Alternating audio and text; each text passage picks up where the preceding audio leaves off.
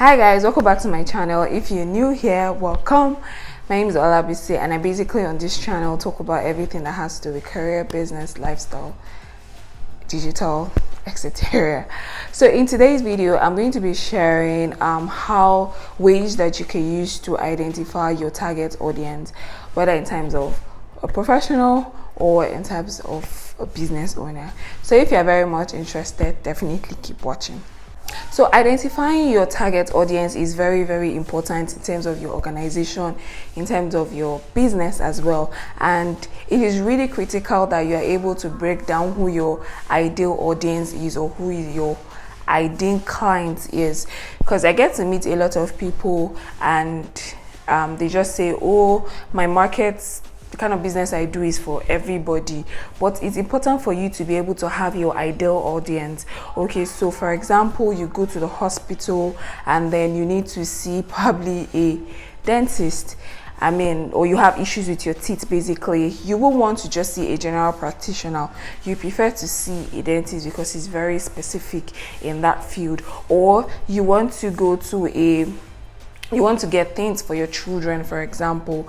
You want to identify a particular store that is, or a particular person that you know that has expertise in not just general stores but very specific, things. So people always get scared that, oh, if I narrow down my target audience, does it now mean that I'm going to be losing a lot of clients? But the truth about it, you might not be losing a lot of clients, because you yourself as an organization have been able to identify what your ideal audience is. That doesn't now mean that other people that are still very much interested in what you're doing or something similar might still not patronize you. They might patronize you, but you as an organization, when you're doing your marketing strategy, whether online or offline, you know who your ideal customer is, and that way it helps you to better be specific. It helps you to know their persona, what kind of lifestyle do they live, and things like that. This is very essential. One is to write your identity factor. So what is your business basically all about? What makes you you? So for example, you are a mom that how I put it, do natural hair, for example. You are specific. It's not just hair, it's not just synthetic hair, it's not just any kind of hair. You're very much specific in terms of it is natural hair that I like to do. It is natural hair I like to style. I love using various products on my natural hair and things like that. That is identifying you, and that way it helps you to be able to picture the kind of person that you can work with. So it means that if you're looking at natural hair, it means your ideal client will be preferably a female, and depending on the kind of products that you're selling, it tells you that, oh, maybe a student cannot afford my price. It has to be someone that is earning between so amount to so amount that can comfortably drop like 20,000 or something to buy my product every single month to be able to style their hair. So you have to be able to identify what makes you you, and in doing that it helps you to be able to target, to narrow down, and then you being able to focus on your target audience, which is very important. That thing for you to do also is to write down interest and passion. So what are you very much interested in? What is your business interest? What is your business passion as well? So like I use the example of the natural hair, or someone that is into fit, healthy living and things like that. Those are things that you're really very passionate about. One person that I really identify very well with is Zeelicious kitchen. I was not so surprised when I got, I think I'm very much subscribed to Zeelicious kitchen's email list, and then she wrote recently that she has been studying nutrition since 2012. That's like 8 years ago. So I'm not really so surprised with the passion she's putting into cooking. And it's not just cooking anything, she always emphasize the health benefits, the this, the that. It is something that she's really very passionate about. You can see the way she cooks her food, the way she does her thing. That definitely beyond the knowledge, she also has like genuine interest in it and genuine passion in it.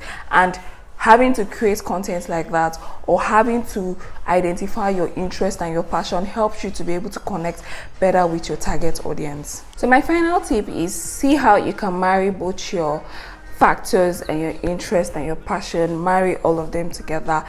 And this is very important, to be able to create an ideal persona.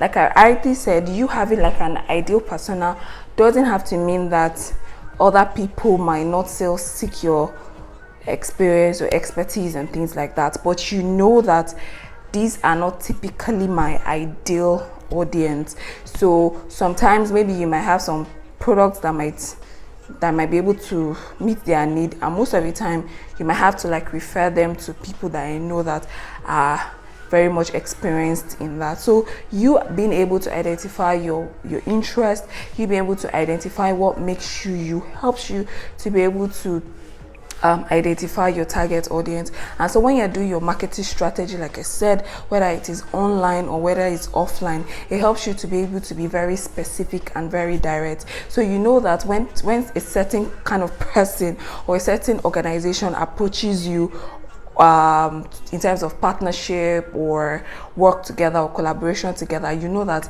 this kind of person does not fit my ideal audience, and that way it helps you not to waste time, it helps you not to waste energy. You can definitely just whether decline or, like I said, just refer them to someone else that you know that is an expert in that. A typical example I also like to talk about, like I mentioned earlier, was someone like Zeelicious Kitchen, for example. You know that she's a food lover and she goes all out with it. Someone like that, now I can't go and meet her for natural hair, I can't go and meet her for certain things, because I know that she might have knowledge about it, but that might not be her strength, and that's not what she has been projecting so far. So thank you so much, guys. I really hope you learned 1 or 2 things, ways that you can use to identify your target audience. Remember that you have to be able to know what makes you who you are. Also, your interest, your organization interest, or your business interest is also very, very, very important. So thank you so much, guys, for watching. If you've not subscribed, kindly subscribe down below. It's very easy to do so. And of course, don't forget to give this video a thumbs up, and then I'll see you guys in my next video.